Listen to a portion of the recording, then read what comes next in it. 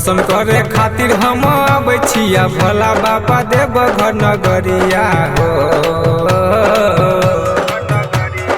ए भोले बाबा दर्शन करे खातिर हम आबै छिया भोला बाबा देव घर नगरिया हो। कंधा पकाबर लके हाथ में चिलो हम लके गाजा हम धुकबा हो।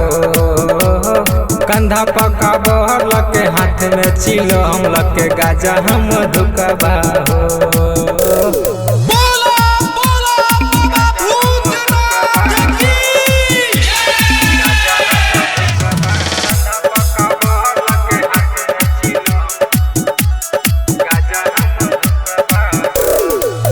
कांधा पकाबर लेके अइब देव घर हो। सुल्तानगंज में बाबा लेबै जल भैर हो। ए बाबा बुझलो कांधा पकाबर लेके अइब देव घर हो। सुल्तानगंज में बाबा लेबै जल भैर हो। सुइया पहाड़बा हमहूँ पैदल चढ़बा हो बाबा।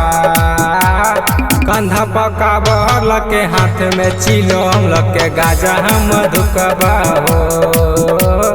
कंधा पकाबर लके हाथ में चिलम लके गाजा हम धुकबा हो।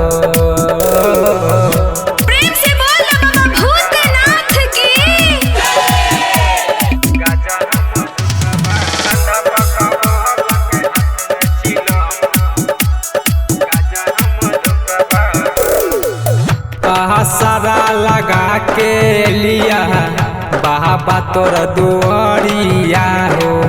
तोहनी का सफेर बाबा हमारा पर नजरिया हो। ए बाबा फेर नजरिया अजीत अकेला हो बाबा आइल छ दुआरिया हो। पम पम सुजीत हो बाबा धैले छ कबरिया हो।